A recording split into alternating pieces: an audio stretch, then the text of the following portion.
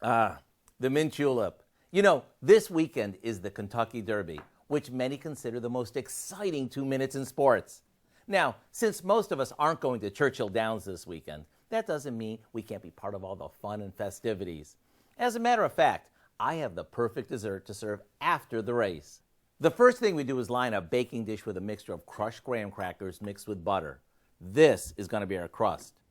For the filling, we beat together some butter and sugar until it's creamy. To that, we add some eggs and vanilla. And when it's fluffy, we slowly mix in some flour along with a bit of salt. Now for the best part, we stir in some chopped pecans and lots of chocolate chips. Once this is mixed, we spoon this into the crust and pop it into the oven. After it's baked and it's cooled, simply cut it into bars.